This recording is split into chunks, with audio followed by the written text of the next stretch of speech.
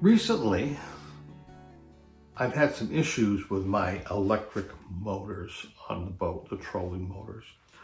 I have two Newport vessels, 46-pound thrust motors. I have one located on the rear and one on the front of my Pelican Bass Raider. The one that's on the rear, I was booking it with an electric trolling motor. And I had it on high speed for a while. And then after a while, when I went to use it, it would only work on speed 5. Whether you're going in reverse or forward, it doesn't matter what speed you turn the handle to. It was high speed all the time.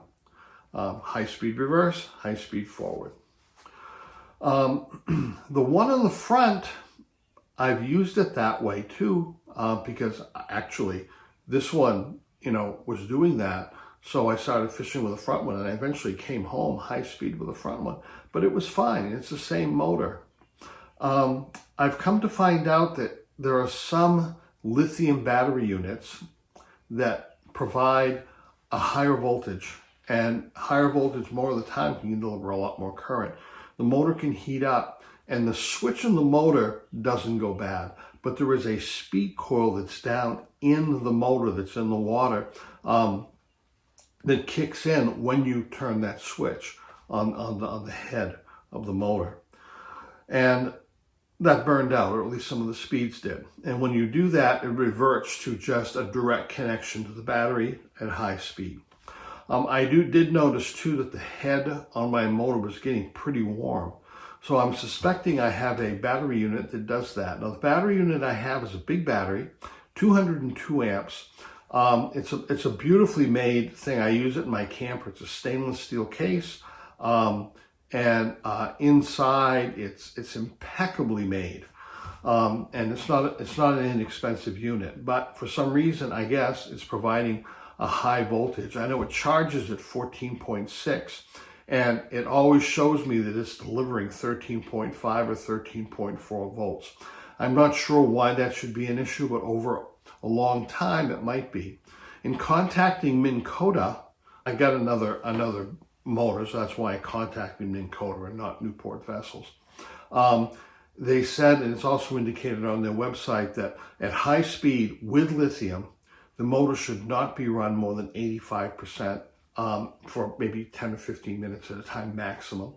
So there obviously is something with maybe some lithium batteries. Now, the motor in the front of my boat, an identical boat, doesn't burn out. And I'm thinking that there's a number 10 wire going from the back of the boat through it. It's built into the boat. It came that way. About 10 feet, and then it coils around my motor a little bit, and it's mounted in the front. And I'm thinking that there may be a voltage drop as a result of that length of number 10 wire. Technically, I'm thinking it should be a number 8 to deliver that amount of current with a voltage, but that's all guesstimation from someone who really doesn't know any better. So what I did is I decided to get a Minn Kota motor, and the other two I have are really quite old. They're 4 or 5 years old now, pretty old. So I got a new Minn Kota, and it's 50 pounds thrust, and I hooked it up to the battery thinking, this is going to be okay, and sure enough, after about a half an hour of using it, sometimes on high, sometimes not, it's locked into high speed again. Brand new motor. It works, but you like to slow it down a lot. So I have had and dabbled with PWMs a few times. Pulse width modulators that pulse the motor, even though you can't feel it, it's pulsing it, and it controls the speed that way. And they do work, but I have had not good luck with them. They tend to go bad after a while. I think maybe it's not what they're made for with a trolling motor. But there is another way of doing it, an ESC, an electronic speed controller. It's a very small 1.5 inch cube electronic circuit device, and it works differently from a PWM. I've decided to try my hand at that. I think that people seem to have pretty good luck with them. And I will be putting one together today. Finally got all the parts have come in, and hoping for the best. So let's get started. This device right here is the Hobbywing Quick Run 880 brushed electronic speed controller. So it would be used with a brushed electric trolling motor. It'll handle 80 continuous amps, which is no problem even for a large motor, or a burst of 400 amps. So let's set this up. Now, here is the ESC, or the electronic speed controller. It does have a fan that goes with it, and I tried to find the model that came with a fan, but was unable to. So I have ordered a fan, and I will be mounting it to the top just to keep it a little bit cool. A lot of wires on here, and for now, let's just talk about the ones we're going to need to program it. Now, this device comes with preset settings that we need to look at or change a couple of them in order for it to work properly for our use. And in order to do that, you need a programming card. It's a little device that allows you to digitally change the settings on this speed controller. And the programming card comes with this cable, this 3-wire cable that plugs into the top of this. And when you plug it in, you want it on the right side with a white wire facing out. Don't worry about these other wires now. And if you lift these up, you will see another 3-pin connection that allows you to plug it in, and the white wire should be facing in towards these red heat fins here. Now it comes with this little set of programming directions, and they're 1 through 15, but we just need to change a couple of them and then look at a couple others. So once you get yours, you might be able to see it a little bit differently. But the first one is running mode, and you can have it so it just goes forward and brakes, forward, reverse, and brakes. Or this third one that you can't see because I marked over it is just forward and reverse. So programming mode 1, we will want option 3. The gray area is what it is set to. Programming mode 2, I'm going to bring it to your attention because setting 1 is for lithium batteries, and that is what I'm going to be leaving at because I have lithium batteries, which I think got me into this problem to begin with. The cutoff voltage, you can disable it, you can make it auto or auto medium, and we are going to leave that at 3. Then moving right down here to option 6, there's the max reverse force, and we have 25, 50, 75, and 100. It's set at 50, but we're going to move it to option 3, which is 75%. And then down here at option 11, neutral range, and this is the point when you turn the dial, where will it stop, and then if you keep turning it in that direction, will it start going in reverse. And it can be anywhere from level 4 through 6. And I am going to put mine initially at level 4, but I could move it up to 5. I could reprogram it later. A lot of people seem to put it at 4 or 5, and I'm going to put it at level 4. Here you can see the reasoning for the setting of 4. The knob at a setting of 5 would give you an equal range of reverse and forward speed. A setting of 6 would give you a large range of reverse and a smaller range of forward. I'd like a setting of 4 so that I can have a small range of reverse and more leeway in the speed going forward. The speed will be the same either way, except in reverse, if you remember. There's only 3 speeds on a motor, and I am going to set it to be able to go slower in reverse, but that's coming up.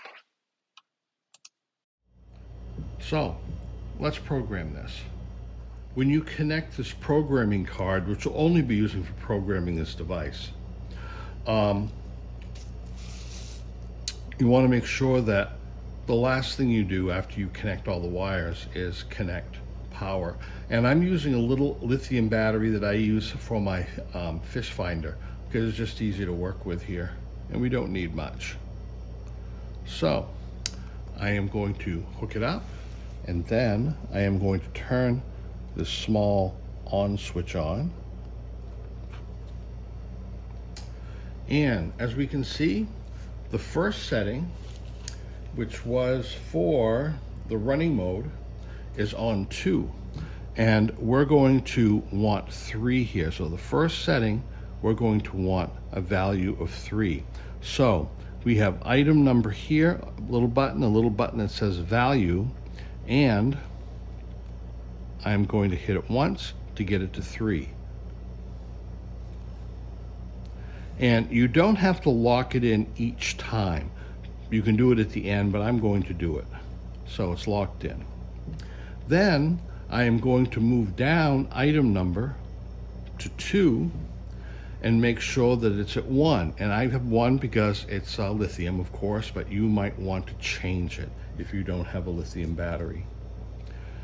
Then I'm going to move down to item 3, and 3 I want to leave at 3. And if you remember, item 3 was the cutoff voltage and it was medium. So we're just going to leave that one at 3. Now I'm going to move down to item 6. And item 6 I want at 3. And if you remember, this was the maximum reserve force.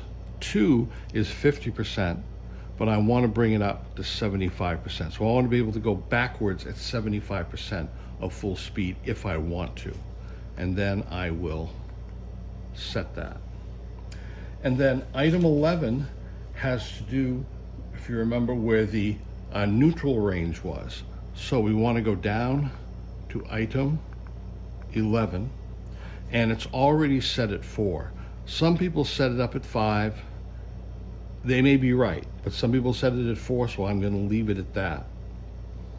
I figure that since I really want more of a range going forward to high speed, I would like more of a turn of the dial in that area and less of a turn of a dial going in reverse, because reverse is something you don't use a ton of.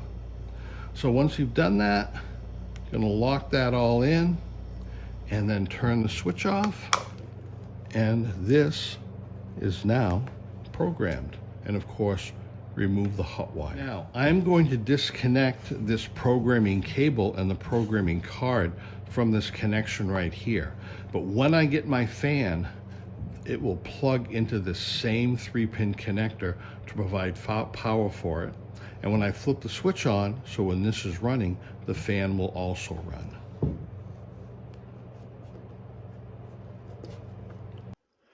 Well, here it is. It's way after the fact now. Been trying to get this assembled and to work.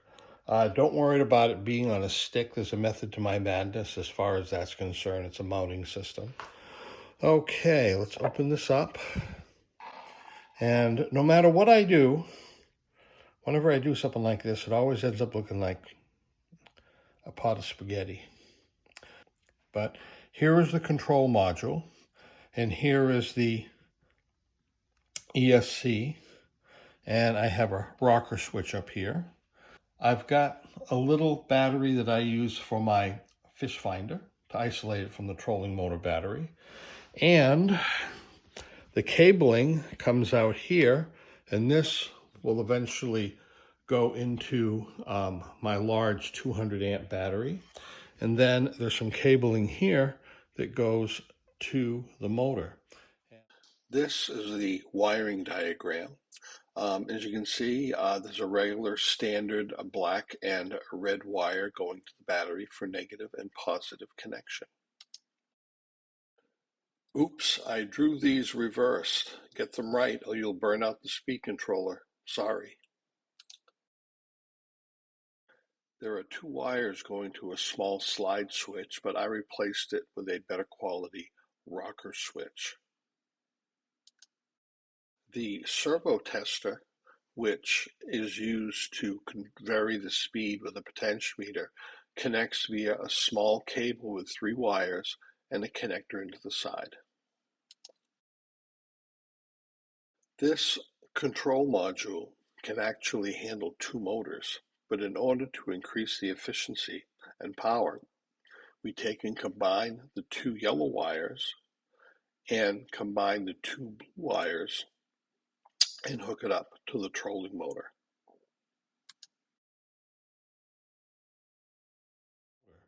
And I have it turned up on speed 5, which is the fastest right now. So I'm going to turn this on. Okay, and I'm going to turn the knob up.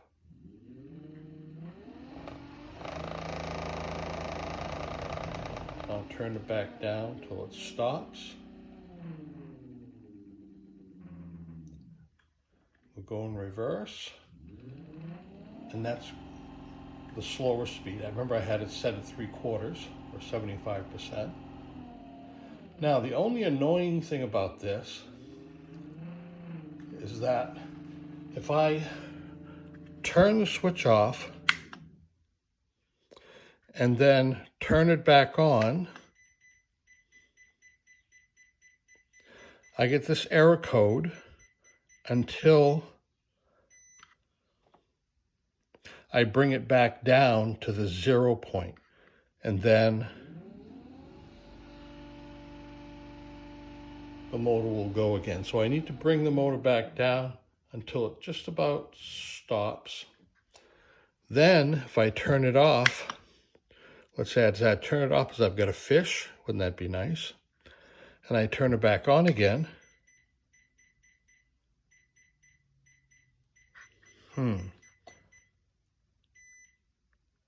Okay, I've got to zero it out before I can start it up again.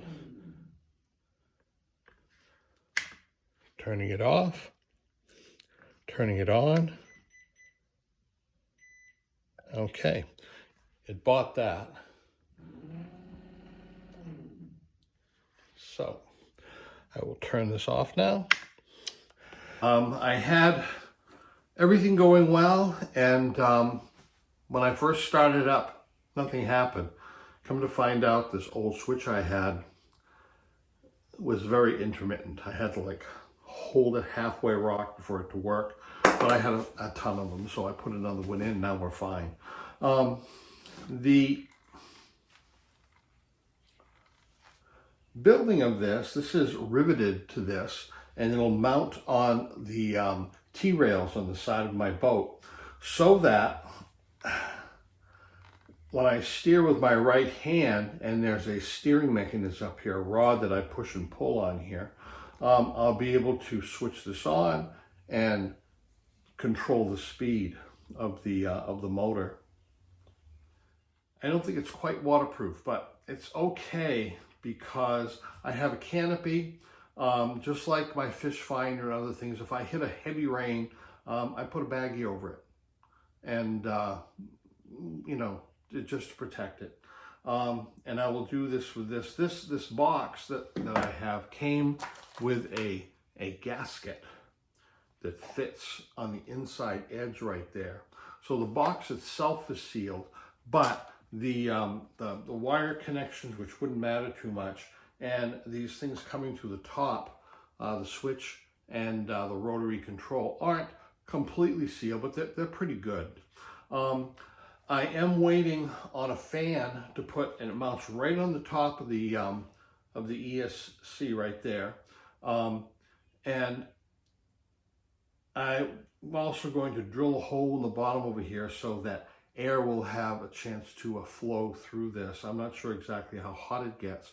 I do know it can handle a ton of current, and there's a good heat sink on it, but I definitely want a fan on there to help with the airflow on it. Don't want anything burning out. And since the motors are all connected with plugs, if I had to, and remember, this motor only runs on high speed when it's just connected to a battery. I can connect my motor directly to the battery like it used to be, and at least I can get home. And of course, I've got a motor on the front too.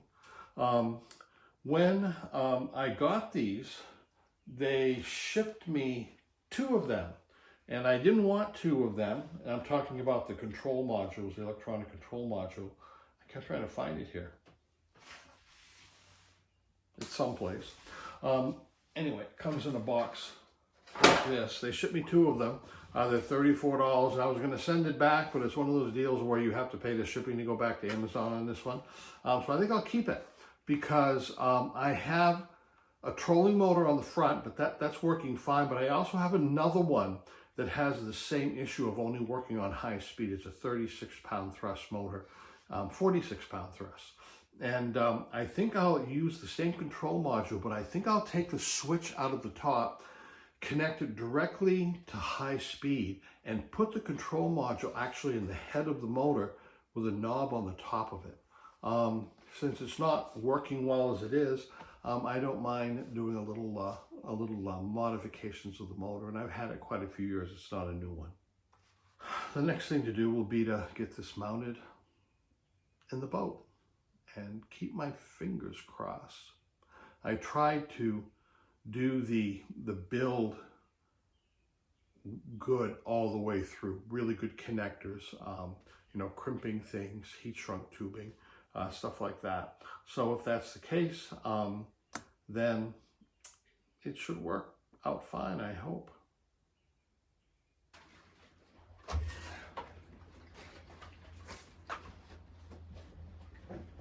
And right now the motor is a little high because I'm not in the water, so it would go down about 4 to 6 inches from here. This is the big battery unit that just goes and goes. It's 202 amps, self-contained. Anderson connector on the side. I've had it for years. It's wonderful. Okay, well, here it is installed. This is the steering mechanism that you've seen if you've seen things before. And mounted on it, we have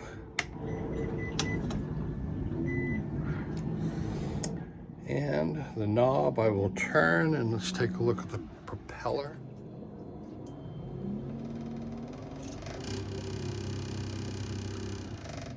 And reverse.